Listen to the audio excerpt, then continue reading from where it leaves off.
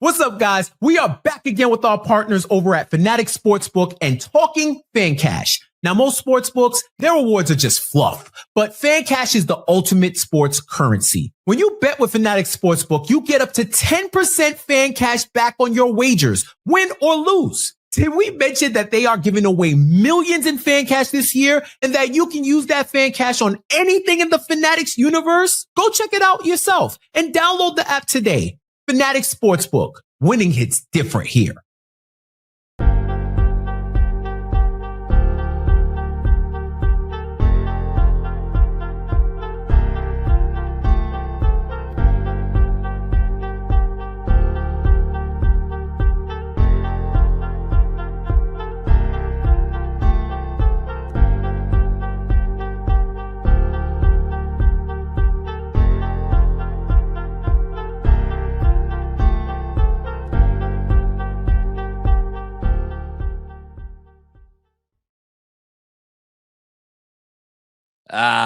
Welcome to the Knicks Film School Postgame Show presented by FANATICS Sportsbook. It is your boy, Jonathan Macri, with you on a lovely Monday evening as we are here to talk about a fun game, a game that was at times very impressive, a game that started not terribly impressive, but that certainly got better as it went on. And I think a game that continued or allowed us to continue to learn more about this basketball team and more about some of the key players on it. Final score here, New York Knicks 119, Washington Wizards 102. Before I continue, quick reminder, go ahead and give your boys at Knicks Film School a follow on all of your social media accounts at Knicks Film School, SKOOL. We are doing all kinds of fun stuff on the socials. So, I mean, where do you think I'm going to start tonight? Really? Seriously, where am I going to start? We're going to start with Josh Hart. Very nice Josh Hart game. We're going to give Josh Hart a lot of love tonight. Don't worry about that. Start with Mike Brown, maybe. They're continuing to embrace the offense. It's looking good. A lot of the spray threes. Knicks are probably going to stick around in the top 5 of 3-point attempts per game after this game, even though they had, only 41 attempts. Only 41 attempts. It's crazy that I have to say only, but I do have to say only the way they've been putting them up from deep. Hit 36.6% of those. That number, the percentage make rate is coming up. You think we're going to start with Jordan Clarkson? Nice Jordan Clarkson game off the bench. OG Anunoby, great defensive performance. Yeah, we'll get to all that stuff. We'll get to all that stuff. You know where we're going to start. We're going to start with my guy who I love so much and who only brings me joy. Never brings me anything other than joy. And his name is Karl-Anthony Towns. Now, listen, I could go in one of two directions here to start this one off. I could be the bigger man, and I could admit when I maybe got, I don't know, a little in my feelings for an early season game that I did not care for. Or I could go in a different direction, and I could say, well, before I say what direction I could go in, I'll tell you what direction I'm not going to go in. I'm not going to go in a direction of, well, this is a Wizards game in early November, so it doesn't matter. No. I said before the game, as I shout out to everybody in chatnix.com, our really fun Knicks group chat that is now, I think, like 320 members strong. I said in there before the game, like, I'm nervous about tonight. Somebody tell me why I'm nervous about tonight. And I answered my own question because I realized it's because there are, like somebody said, oh, it's a trap game. There are no trap games this early in the season. Everybody's playing hard. Doesn't matter whether a team's good, bad, or ugly. Unless you're the Pelicans. Everybody's playing hard. Everybody's going out there, putting their best foot forward. It's that early in the season. And, the Knicks haven't proven enough to be able to go out there and not take anyone seriously. Because they've had ups and downs and things. So the fact that this was a game against the Wizards who have a win and have played some teams tough, here and there. And clearly, I think you saw it tonight. They got some talent on the roster. The starting five's playing well together. I'm not going in that direction, that it's the Wizards. No, if anything, if I was going to take, the coward's way out, I would say, well, 33 points, 13 rebounds, 5 assists, 12 of 24 from the field, has one play where he backs down Alex Sarr into the basket like he's Shaquille O'Neal sending Rick Smits into retirement after the 2000 NBA Finals. Where is that every game? We got it tonight. Where is it every game? What if he's capable of that on a Monday in November? Why isn't he capable of that on a Thursday in April or a Saturday in May? And I think it's a fair question. And I think it's a fair question not only based off of this game, compared against some of the games that Karl-Anthony Towns has played already this year, but just based on his career. I mean, there's a guy who has proven that he is maybe not the most consistent guy in the world. So I think that would be a fair way to start off. But I'm not going to go that way. I'm going to praise Karl-Anthony Towns uniformly and without reservation. Because I think when you zoom out and you look at the larger picture here of this season and you consider, okay, new coach who is unlike last year when Karl-Anthony Towns was asked to only play one position, pretty much, for all intents and purposes. He was asked to play the 5. Now we got a new coach asking Karl-Anthony Towns to embrace playing the 5 sometimes, embrace playing the 4 sometimes. And when he's playing the 4, there is a lot more involved in that role, in that job, than just playing the 5, because the way Mike Brown's offense works, it's 1, 2, 3, 4. It doesn't matter what you are. You have all of these different responsibilities. So being asked to do a lot, and more than that, you got 2 All-NBA players on this basketball team. One of those All-NBA players, as we saw tonight, wasn't Jalen Brunson's night, but it was a reminder that, like, Jalen Brunson, he gets the carte blanche. He gets to dribble drive and penetrate and hang on to the ball and, like, kind of go rogue every now and then because he's Jalen Brunson. And Mike Brown knows where his bread is buttered and knows he has one of the, 5 or 6 or 7 most gifted offensive players in the league on his team.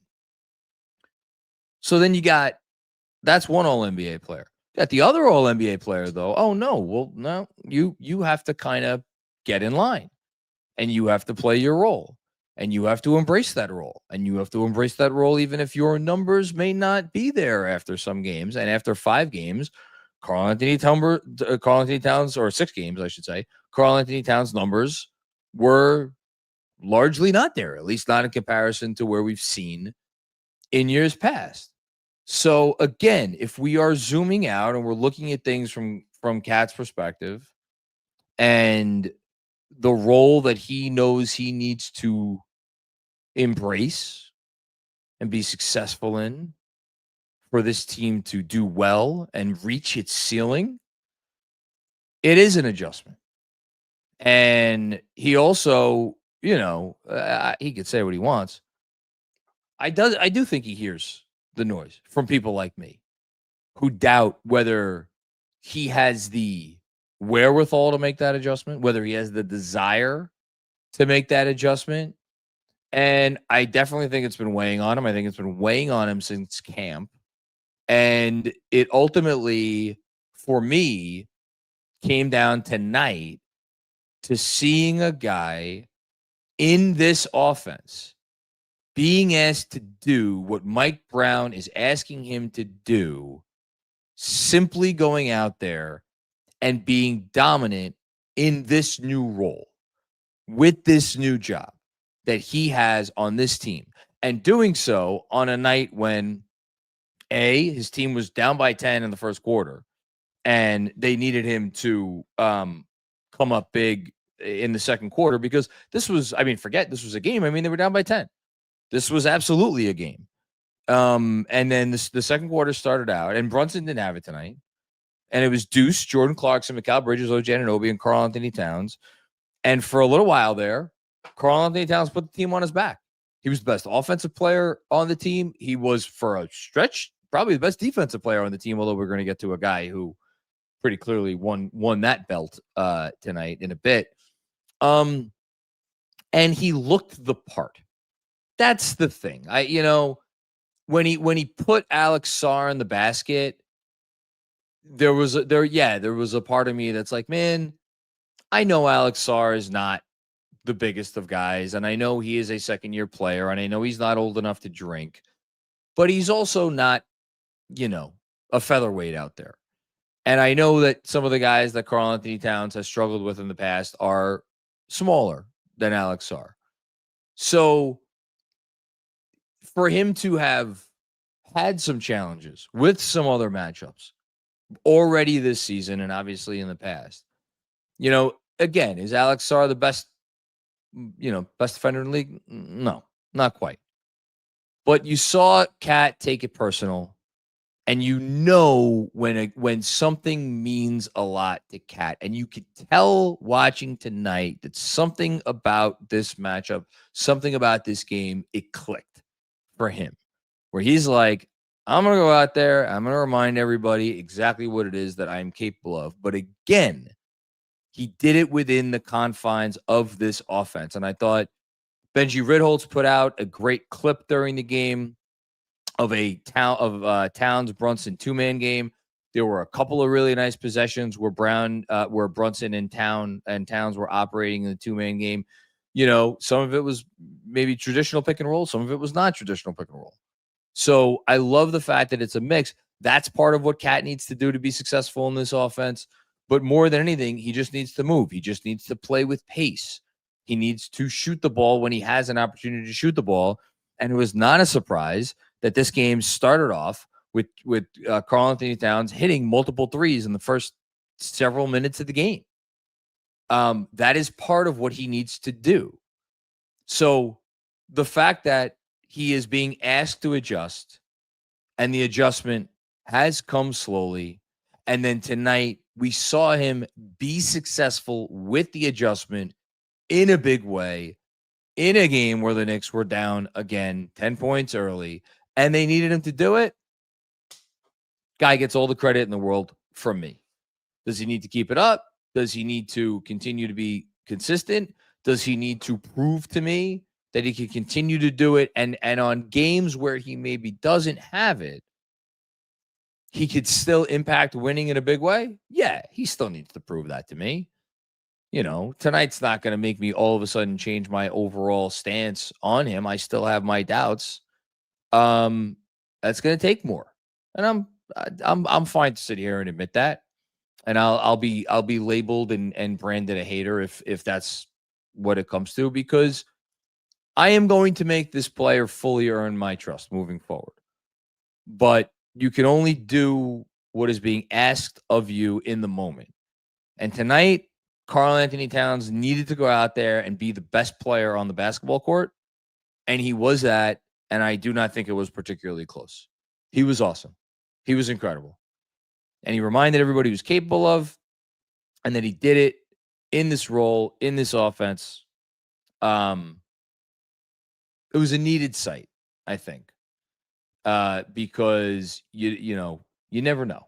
You just never know until you see it. And the fact that we were reminded tonight, oh yeah, that's pretty good basketball. It was great to see. So we got to start with Cat. Hats off to him.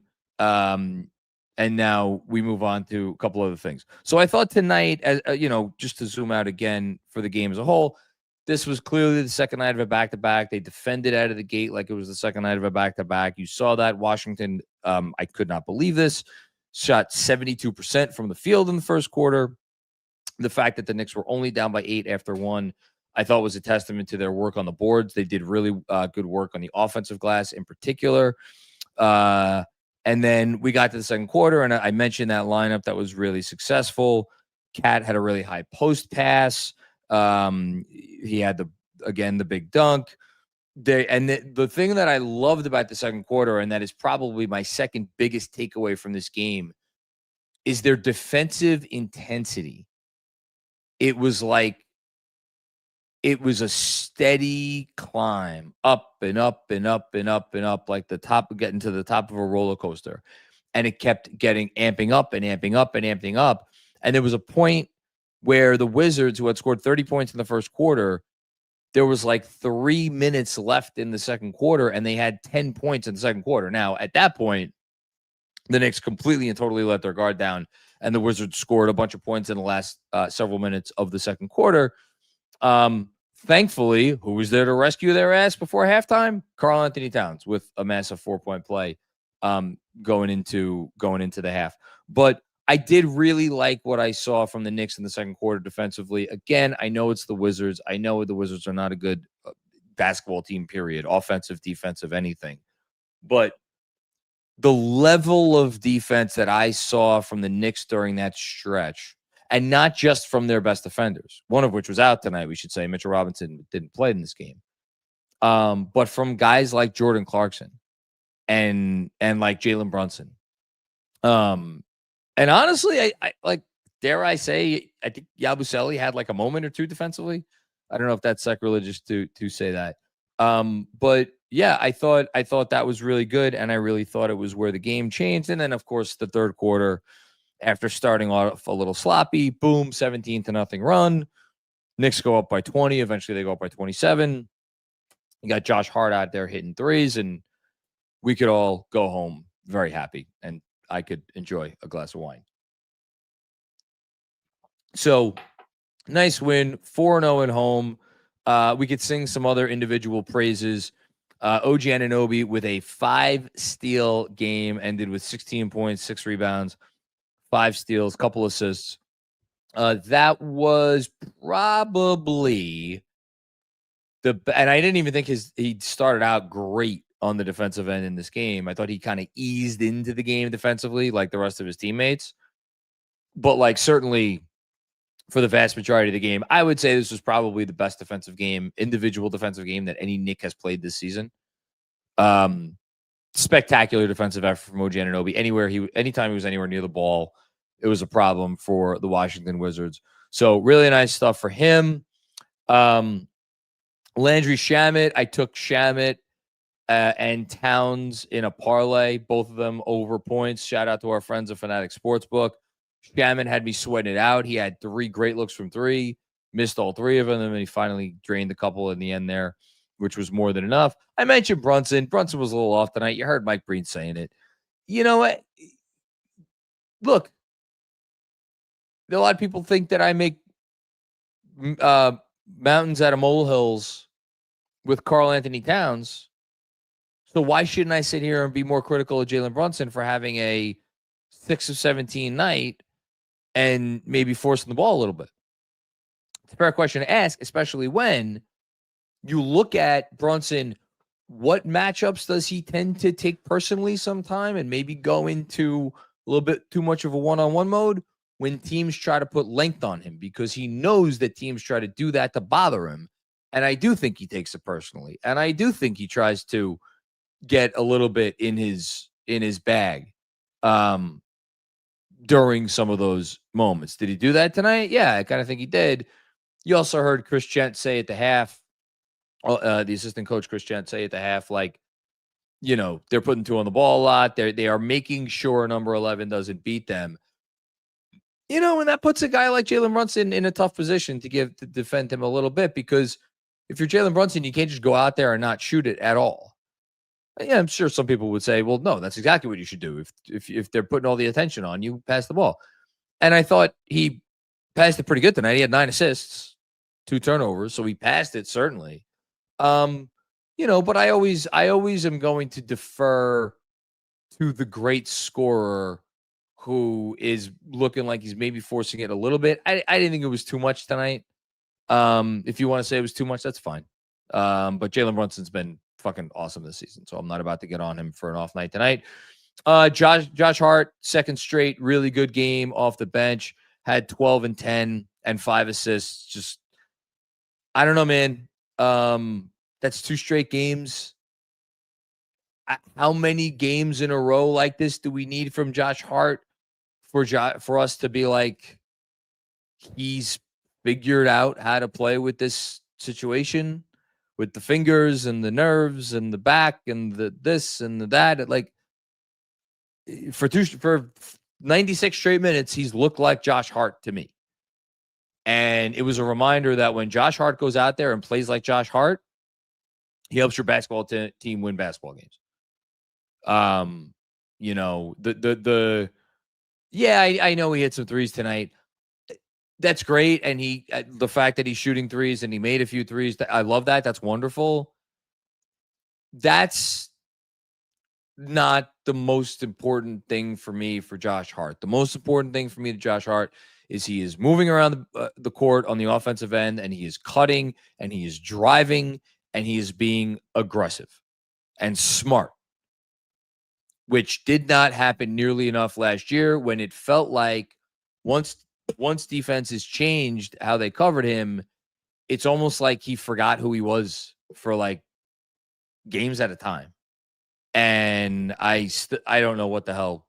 I don't know what that. It wasn't just him. It was that whole lineup was something was up with them last year. But he's been looking good now, and he just goes to show that you could have a non-floor spacer on the court and still run extraordinarily successful offense. So long live Josh Hart. Clarkson, great game. Nice offensive punch. 5 of 8 from the field. I thought he defended his butt off in the second quarter, and also had probably the funniest Knick possession that I have ever seen, where he attempted very hard to turn the ball over, didn't do it the first time, got it back, and then managed to somehow upend one up himself and throw an even worse pass and succeed finally turning the ball over. Hysterical possession from Jordan Clarkson. But overall, he played a great game, and I thought he played well. Deuce only 14 minutes, but I thought there were a good 14 minutes. I think it was more just that there were some other lineups that were rolling, and Mike Brown went with them, and that's fine. You know, with Mitch out, Yabu got his 14 minutes. So, but, you know, 9-man rotation, a little tighter now. At the same time, nobody played more than 32 minutes tonight. So you like to see that. That's important. Blowout against a bad team, nobody should be playing more than 32 minutes on the second night of a back-to-back. And now the Knicks have a day off, and they have another home game on Wednesday against the Minnesota Timberwolves. Anthony Edwards, I will note, did not play tonight. It didn't matter because Minnesota played the Nets, and the Nets are not a real basketball team, and they won by a bunch of points, even though they didn't play particularly well.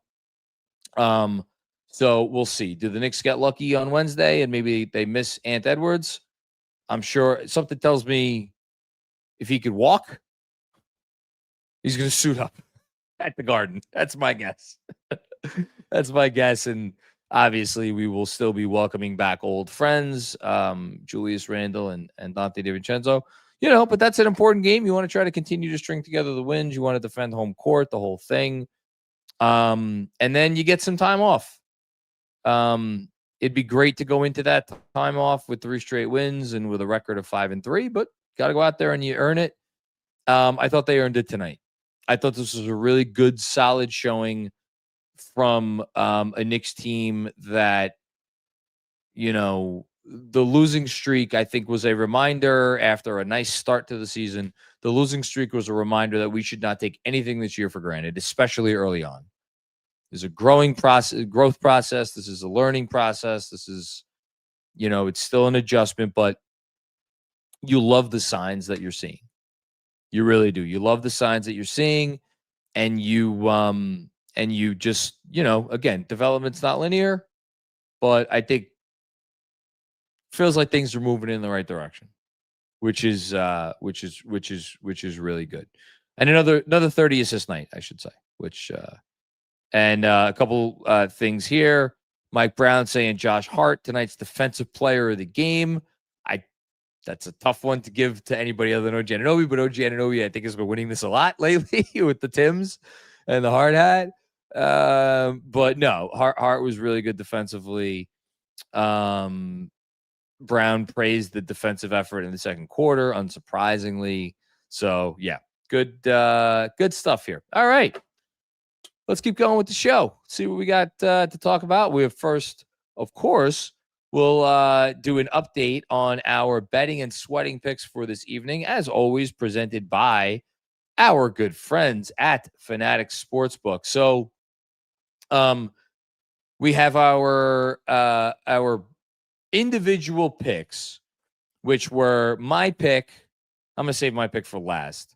So we had Mensa going Jalen Brunson over 2.5 3-pointers made. Unfortunately, this was not Jalen Brunson's night. He was only 1 of 5 from deep. So that was an unfortunate loss. We had Sean at plus 135. First half team total for the Knicks under 61.5. Congratulations, Sean. They scored 57 points. That's a nice job by you. And then I said I was going to ride this thing until the wheels fell off. Well, I don't know that the wheels fell off tonight. Mikal Bridges, I've been riding his over on assists pretty much since the beginning of the season.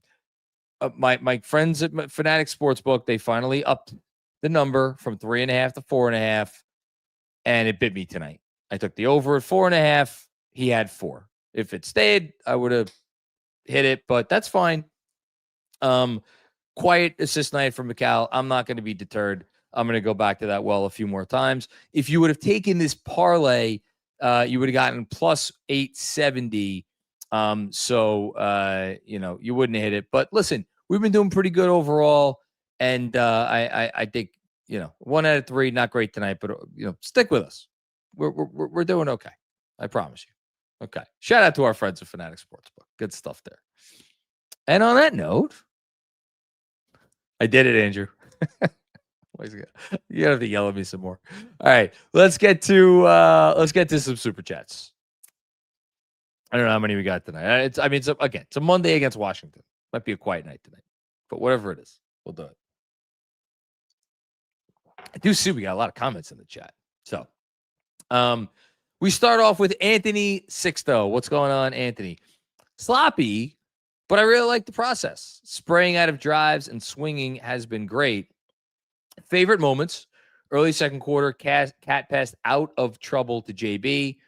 Hockey assist to OG. Mikal to JB to Cat for the dunk. They had some really nice passing sequences. I'm trying to think. I wonder if you are highlighting the one. It was the one that I wrote down was early in the second. It was the one that made it 32-27. I wonder if that's the same one for you. But yeah, they're getting it. You can tell they're getting it. They're getting the offense bit by bit. They're getting the offense. They're embracing it. I think everybody is realizing, like, we're all going to eat. If we buy into this thing, we're all going to eat. We're all going to benefit from it. Cat had, I see Coach Mike Brown saying after the game, Cat, he's a monster. That's about Karl-Anthony Towns, of course. Cat had 16, 12, and 5, I think, in the first half of this game. So if that's not enough proof for him and for everybody that, if he just embraces his role and does what he's supposed to do, he's going to put up numbers in this offense, just maybe slightly different numbers than he's used to. But I don't know. I'm not going to sit here and be like 4 players have a chance to average 20 points in the offense. I think 4 different players have a chance to average, let's say, over 17, maybe 18. I don't think that's nuts at all. I mean, tonight, OG had 16. Bridges only had 10, so, a little bit lighter load. But again, okay, let's say you're Mikal Bridges. Maybe you only average 15, 16, 17 points, but you're averaging 5, 6 assists. It's pretty good. I think everybody eats in this offense, which is nice. It's very cool. Thanks, Anthony. Appreciate you. Next up, Kevin Danishevsky, which after I read this super chat, we're going to do a little something special for Kevin here. So Josh answering my questions loudly tonight. You could argue he was the best Knick. Hart's getting one of my stars. Actually, I was about to like go through it as if it's going to be a difficult decision. It's going to be Cat, OG, and Hart. I don't know what the order is going to be. My inclination is to say that Cat will get the 3-star award for tonight. Man, OG's defense was otherworldly. I don't know, but Hart has an argument. He does. Hart has an argument for sure. Anyway, you could argue he was the best Knick. McCall has not had a bad game this year. Speaking of bad, oh my Lord. Can we check CJ McCollum's FanDuel? I get he's washed, but yeesh. You know, he had a rough night. He had a rough night. I think he's a good influence for this team. He's a really good veteran, like good veteran presence, good locker room guy. It's funny, like, this team has a lot of guys that I like. I've been a big fan of Koulibaly since he came into the league. I liked what we saw from Sarr tonight. Thought Sarr had some moments early on. I think he's going to be a good player. He's still very young. Keisha and George, like, literally can't miss a 3. Champagne's probably like a 9th or 10th man on a good team. But like Sarr, George, Koulibaly, I don't know if there's a 1A in there, but those are good players. I've always liked Kispert. Kispert's good. The Cam Whitmore thing is like, for Cam Whitmore, if this isn't a sign that maybe you got to get your head on straight, I don't know what is. Bub Carrington's a good player. So they got some pieces, but I think it's important. And the kid, Trey Johnson, he made a couple shots. He's going to be good. So they have pieces. They need one more pick, which is why they're going to lose a lot of games, and they make sure they don't fall out of the top 8 of the draft. I don't really know what you do with CJ because I should know this off my head. This is a bad job I made. Is CJ McCollum's expiring, right? Yeah, because Poole was not expiring. That was the deal. CJ is expiring. Poole wasn't, which is why everybody was like, why would New Orleans make that trade? But whatever. I think he's going to get moved at the deadline. I don't know that any team is taking on that salary. They probably are not. So maybe he gets bought out. If CJ McCollum gets bought out, which at this rate, I would guess if he wants to, he will. I think he could help a team. He won't help the Knicks because he makes too much money and they're legally barred from signing him, to say nothing of their second apron issues. But I think he would help a team.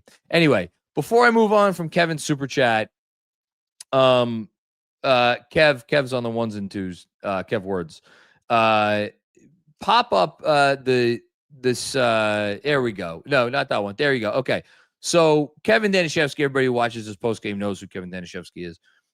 Recently started a new job at a place that you're seeing on there. It's a 2581 Atlantic Avenue. It's a food pantry.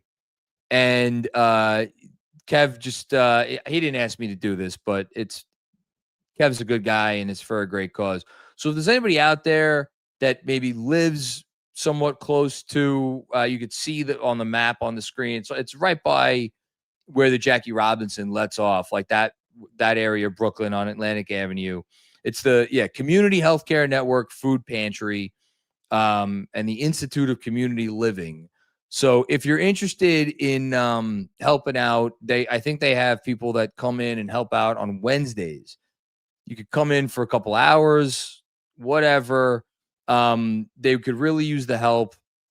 You can, and we'll pop a link in the chat. Kev, you got that link I sent you earlier, right? Yeah, pop it in the chat.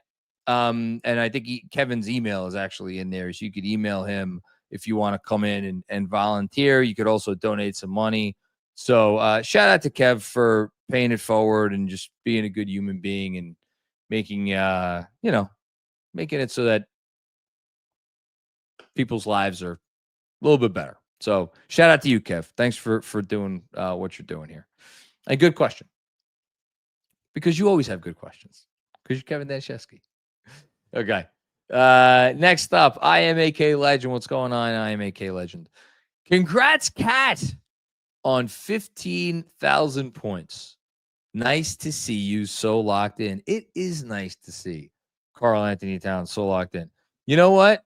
We don't have a ton of super chats tonight, so I'm going to take a quick detour. And why am I going to take a quick detour?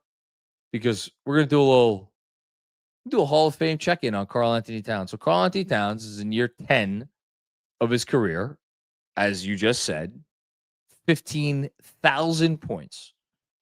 He is 30 years old. Is he 30 years old? No, he's not 30 years old. His birthday is actually in 2 weeks. Happy early birthday, Karl-Anthony Towns. So he'll be 30 in a couple weeks. Probably has... I mean, his game should age well. Because even if he transitions to being, even if he loses a step and all he does is become maybe a stretch 5, or stretch 4, whatever. Now, how many more years is he going to be a starting 30-plus minute a game, like, go-to option on a team? I don't know. That's an interesting question.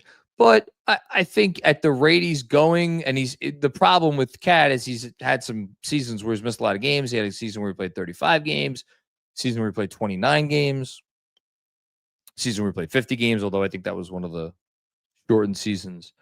I think he can get to... I think you could probably get to like 22, 23,000 points pretty comfortably. I don't know if he plays long enough. He certainly has a shot at like 25,000 points. It's not out of the question. He's a 5-time All-Star right now.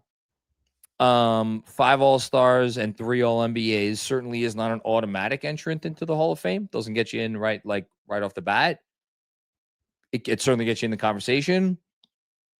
I would say even if he doesn't make another All-NBA team, and I think there's at least a chance he doesn't make another All-NBA team, he'll probably make another All-Star team or 2. He could get up to 6 or 7 All-Stars with 23, 24,000 career points, a couple of conference finals on his resume. I mean, look, is it good? I guess what I'm dancing around here is, will his eventual Hall of Fame candidacy come down to, does he have one more big playoff run in him? Because he's had 2 nice playoff runs here the last couple of years. So I don't know. I would not be surprised if his stats were good enough where he did not need a championship or honestly even a finals appearance. Now, honestly, obviously, we hope he has a championship on his resume before all is said and done. But I don't know. Rookie of the year, that doesn't mean nothing. That's something. So, yeah. I don't know. I always appreciate these milestones and things because it's 15,000 points. People scoff at that. It's a lot of freaking points, man. 15,000 points, and not to say nothing of he's going to wind up with a ton of threes, and he'll have over 10,000 rebounds, definitely 100%. He'll have over 10,000 rebounds, so he's going to be in the 20,000, 10,000 club. That's it's not the most exclusive club. It's a pretty cool club to be in, though. So, yeah, I would say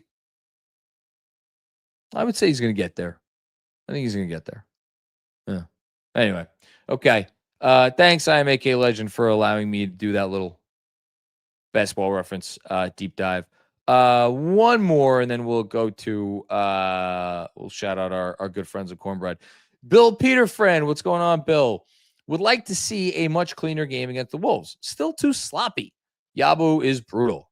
Can he turn it? Look, let me... I haven't been this guy a lot this year. I'm going to be this guy right now. Bill, give him a break. Come on. I know it's the Wizards. Give the guys a break. Second night of a back-to-back. Wizards, young, hungry team, coming into Madison Square Garden, looking to make a statement out of the gate. They shot 8,000% from the field in the first quarter. Were the Knicks defensively, they were a step slow in the first quarter. they were very sloppy in the last 3 minutes of the first half, save for the last couple of possessions. They were a little sloppy to start the third.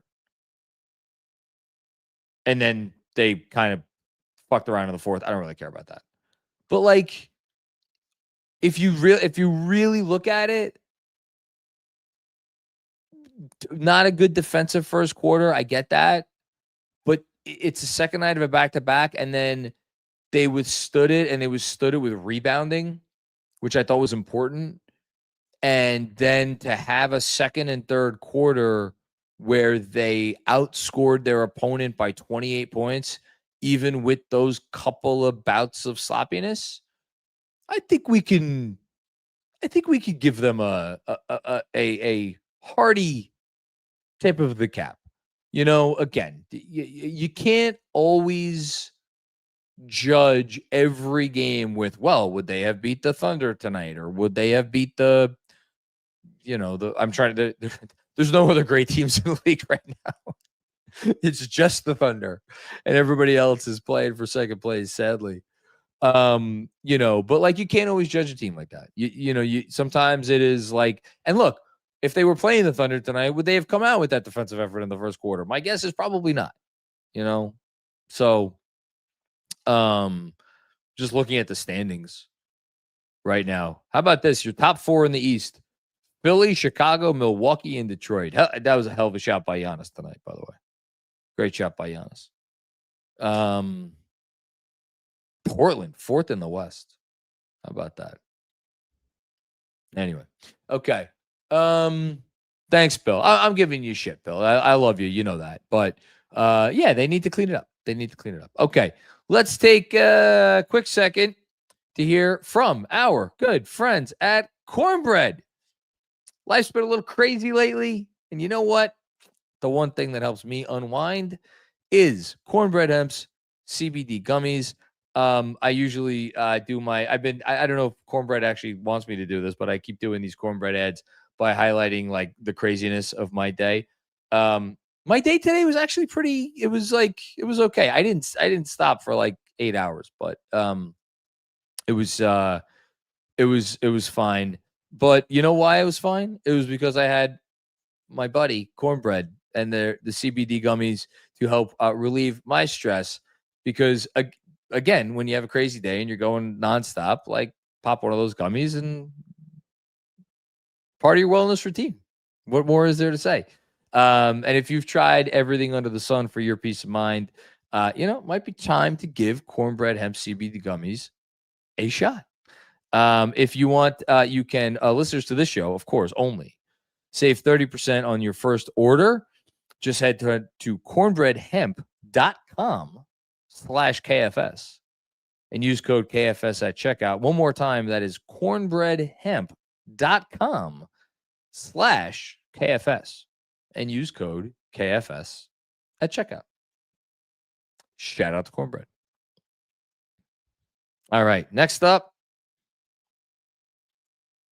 Dan Hidalgo. What's going on, Dan? How are you? It is good to hear from you. Beyond the obvious assists, it really looked like JB was trying to get guys in their spots and build their confidence. Yeah, I think that's certainly a fair read of the game. I think it's not everybody will have that read on the game. I think it's a fair read on the game. I think Jalen Brunson so far this season,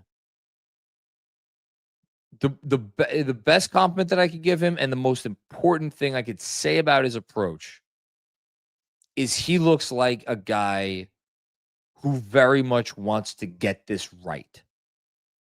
And whereas, like, look, everybody knows his fondness for Tibbs when Tibbs was here. Now, I know there have been some reports about was Jalen Brunson like as maybe heartbroken as you might have expected him to be, given that Tibbs was canned? Maybe not. I don't know whether that's true or not. I genuinely have no idea. but he was very successful under Tips. And so, and like, look, you could say, well, of course, Jalen Brunson's going to, embrace the new coach and the whole thing. Look around the league, look around the league at some of these other stars. I'm sitting here. I had the Memphis game on tonight. Tomas, I always screw up his last name. Isalo, the Memphis coach, just had to suspend Ja Morant a game, and now they came into Detroit and lost tonight. Like, the fact that Jalen Brunson is embracing this with open arms, whereas I just don't think a lot of, you got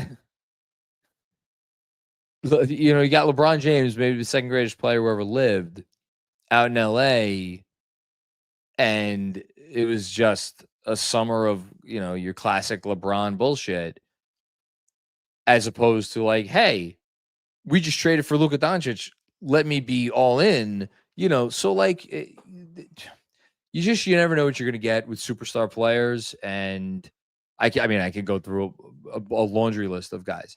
So the fact that Jalen is really taking this challenge head on, and so far, what are his updated stats? His stats, I'll look him up, but like, Jalen Brunson's been killing it.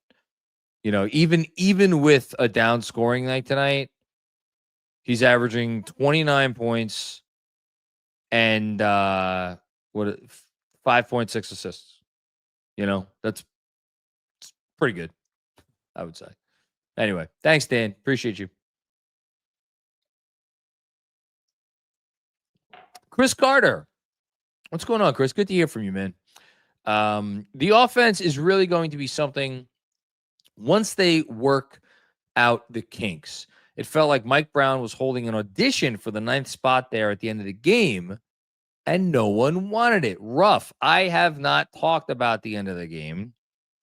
That is not an accident. If you don't have anything nice to say, don't say anything at all. Look, I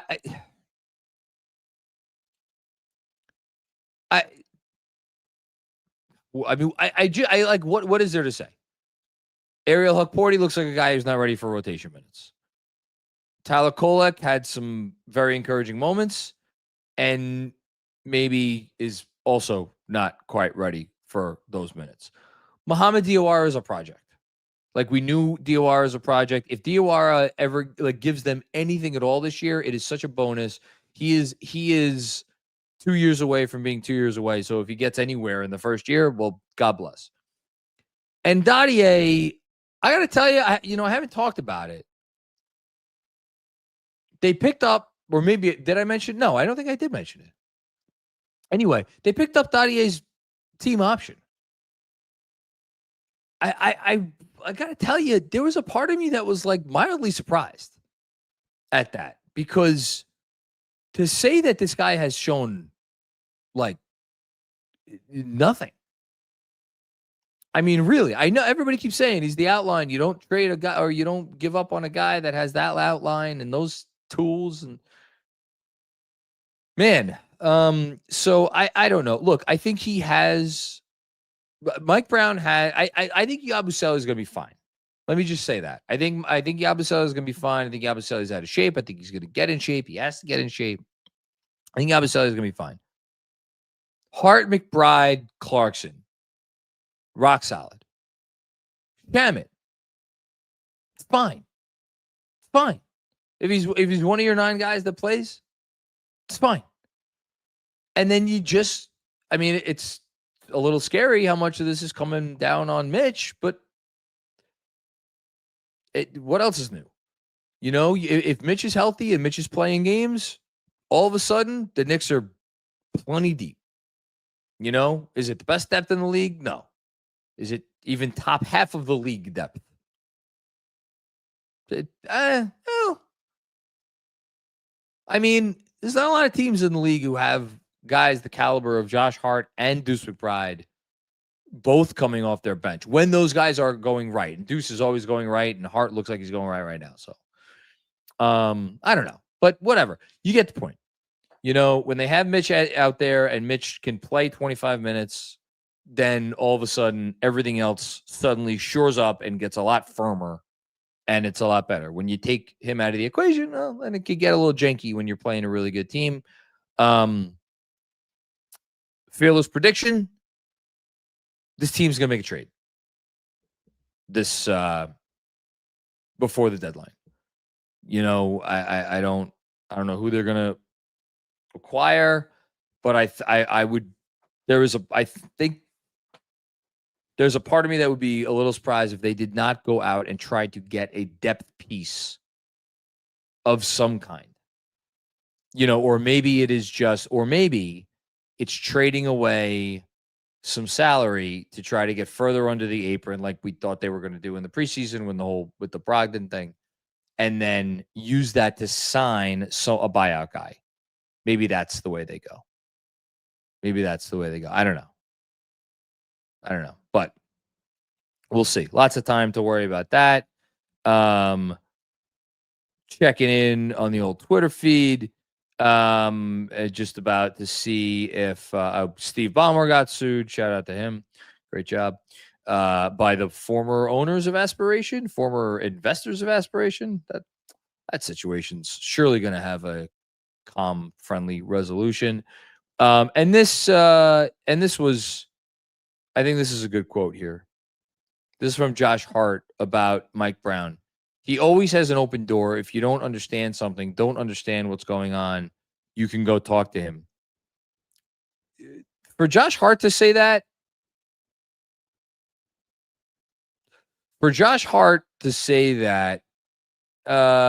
is pretty good. That's pretty meaningful. Hashtag meaningful. I think it's solid.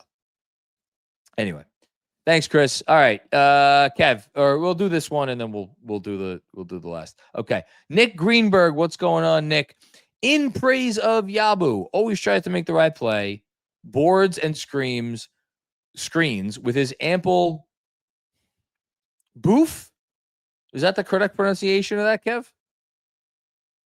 Kev's just laughing at me.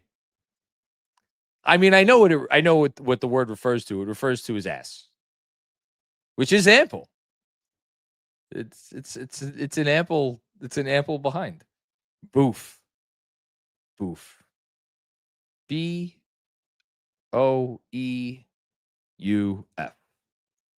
Boof. The first thing that comes up is Bouffe Bourguignon. Bourguignon. That's a French dish. How do you pronounce that? That's a lot of vowels. That's more vowels than consonants. Anyway, so I guess bouffe is beef. That makes sense. Anyway, hold on.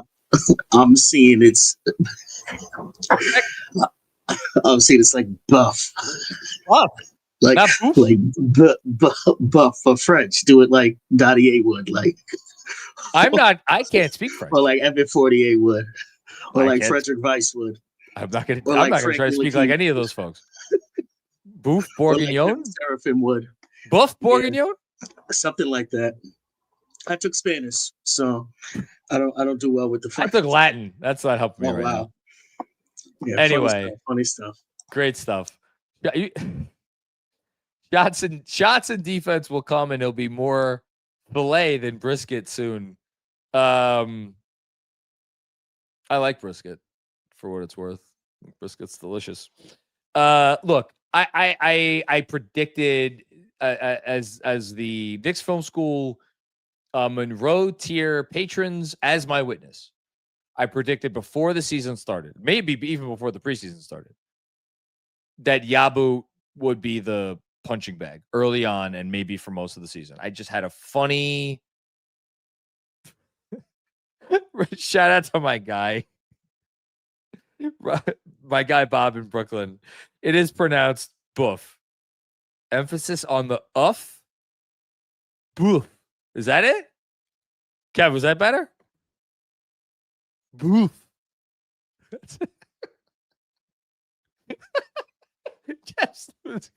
I'm rolling over here, man. I'm dying. Boof. Boof Bourguignon.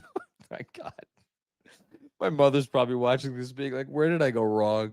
Oh, God. Oh, Lord. Anyway, I don't even know what the hell I was saying. Oh, yeah. I predicted Yabo would have a tough go of things. Robert, I'm not pronouncing that. And he is, but look, he'll be fine. He's a good basketball player. Does the player option next season worry me a little bit? Yeah, it does. But it's fine. It's okay. He's but Nick, I agree with the sentiment that you're going for, which is that he does try to play the right way. He is trying to set hard screens. I do really feel like he is getting after it on the offensive glass. I'm going to check his stats literally right now.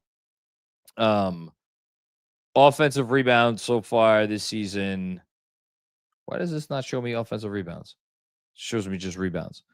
But whatever. I think he's been active. I think he's been active on the glass. So yeah, I think he'll be fine. Okay. We're going to take another very quick break. As long as Kev's ready to go for it. No, not to talk about Bourguignon, but to talk about Yule.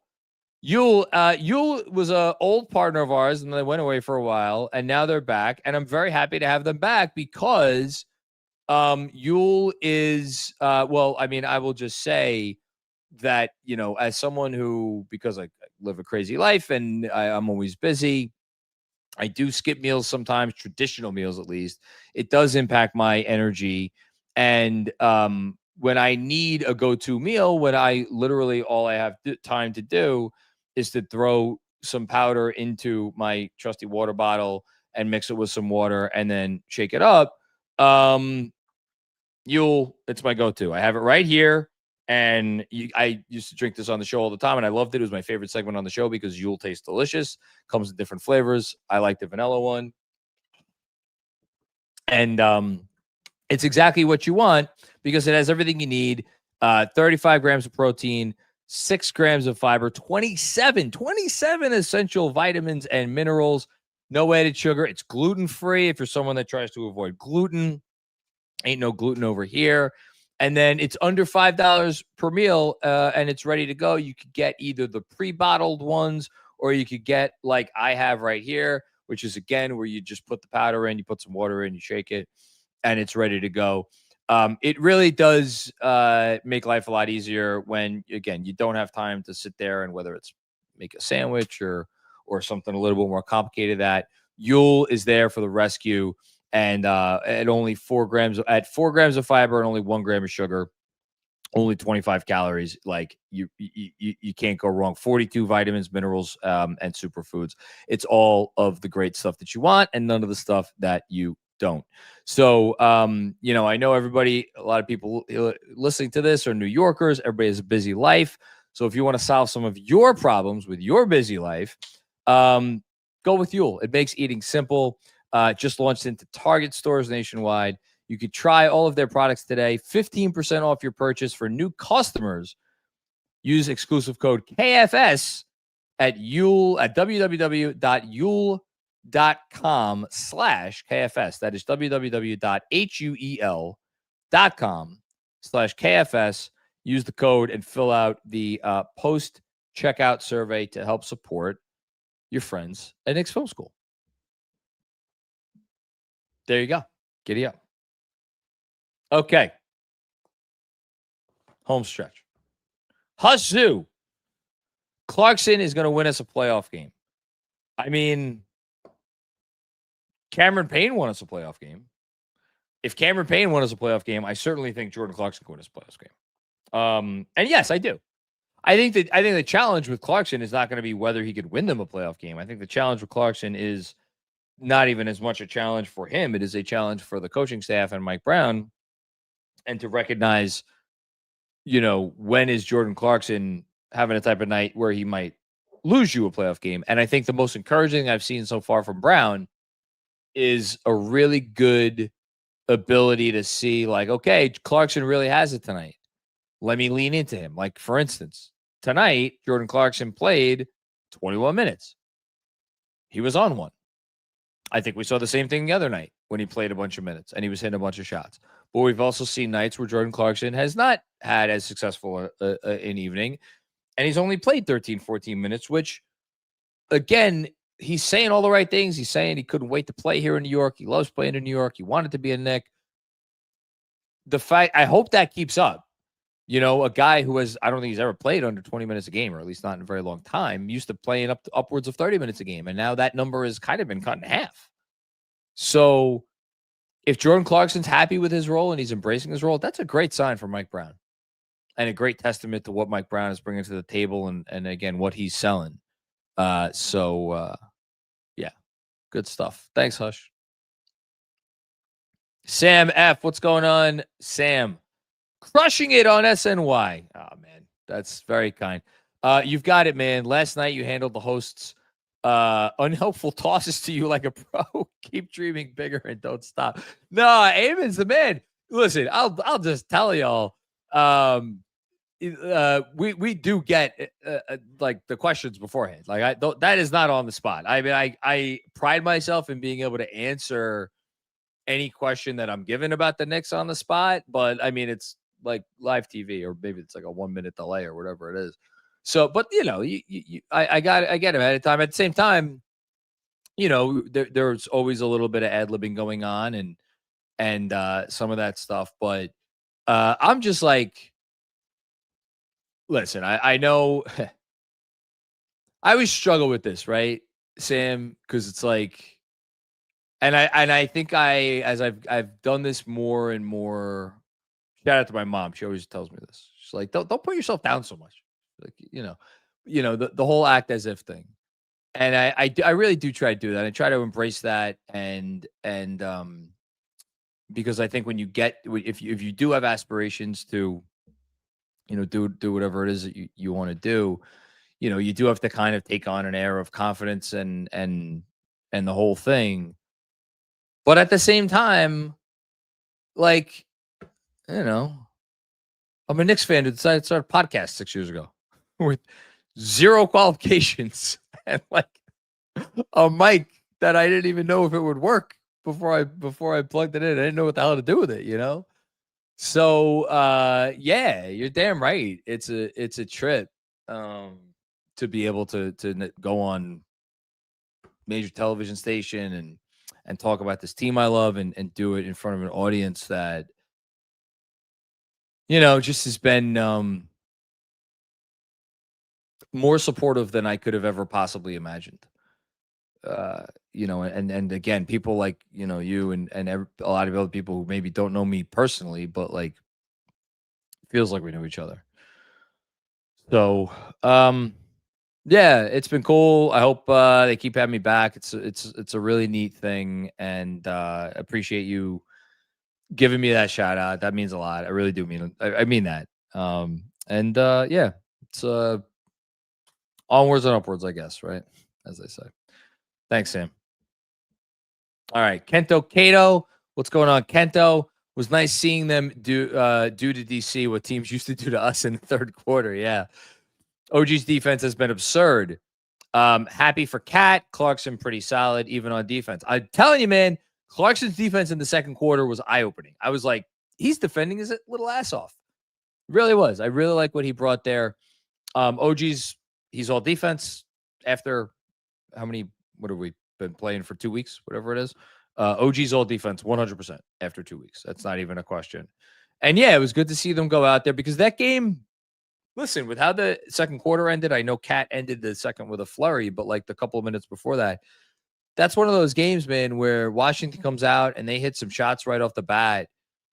Look, did the Knicks get a little fortunate that Wizards had a couple looks in the third quarter early on that didn't go down? Yeah, but look, sometimes it's better to be lucky than good. But no, I thought they put their foot down and they did to the Wizards what they are supposed to do to the Wizards. Let's say that.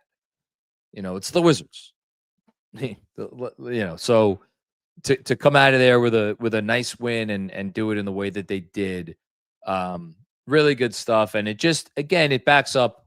I'm always trying to zoom out, especially that we're early in the season and we're trying to get a feel for the larger picture with Mike Brown.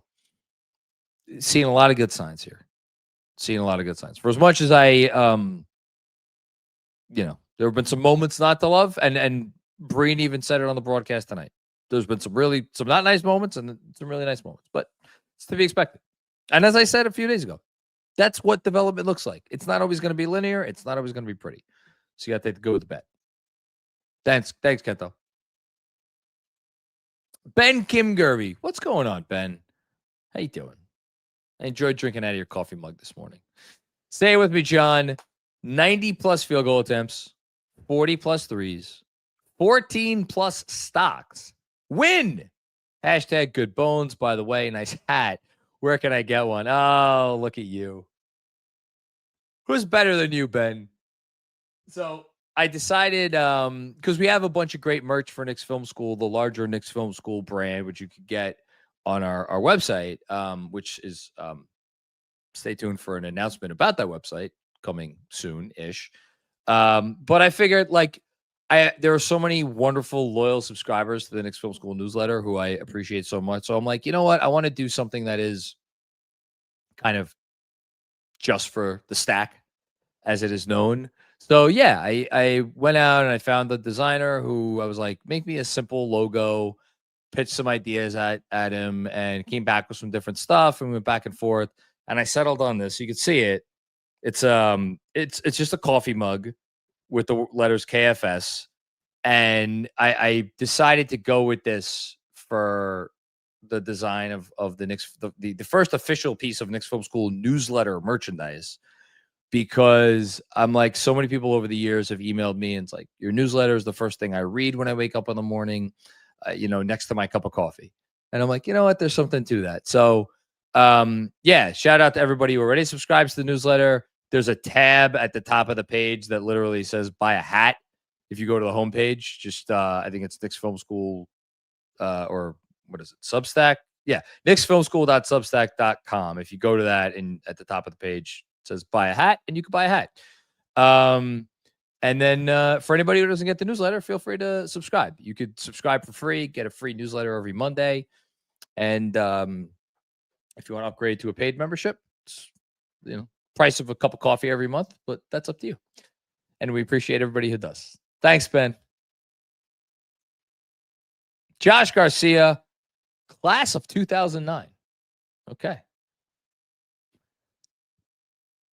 So I think this is a fellow Regian, because he's asking me, was there a moment that deserved Jug tonight? So Jug, for anybody who did not graduate from my high school, is what we used to call detention. And we always thought it stood for justice under God. I don't know if that's actually what it stood for, but that's what we thought it did, because it's a Jesuit school. Was there a moment that deserved Jug tonight? Yes. I just praised Jordan Clarkson, so I don't feel bad saying this. But yeah, I referenced it at the top. When Jordan Clarkson tried very hard to turn the ball over, was unsuccessful, and then tried again, and then finally succeeded, I think that play was in the second quarter. That deserved Jug. But he made up for it, so it was fine. Thanks, Josh. And then Paul McFarlane. What's going on, Paul? Still undefeated at home, and it's November. Let's fucking go, Knicks. Hey, look, defend home court. How nice is that? For how many years the Knicks have been road warriors, play great on the road, but it often feels like they maybe don't hold up their end of the bargain at home. It's nice that they come into Madison Square Garden and they like put their foot down. And I know tonight wasn't the best competition, but they've beaten the Cavs at home. They beat the Celtics, who I know the Celtics are not great, but at home, and then they beat the Bulls at home. So they've had some quality home wins, and I think overall they've played well at home. And I've been waiting to do this. So, all right. So after 7 games, the Knicks are 12th in offensive rating. I just thought they'd be higher after tonight. And they're 12th in defensive rating, which you would think would mean they would be 12th in net rating. But they are 10th. So how about that? Nice little surprise. So yeah, 12 in offense, 12 in defense. Hey, I'll take it. I'll take it. Good stuff from our Knicks. Thanks, Paul. Kevin Danishevsky, I think the Wiz might keep their pick. You think, Kev? Reminder that pick is top 8 protected. What I'm trying to think what would need to happen for the Wiz. So technically, if they are, let's see. 6, 7, 8. If they're 5th, if they finish with the 5th worst record, they could lose their pick. Somebody double check me on that, but I'm pretty sure if they finish with the 5th worst record, it would be like 1 in a million odds, but they could lose their pick. Are there 4 teams that could finish with a better record than the Wizards? Or with a worse record than the Wizards, excuse me. The Nets, certainly. I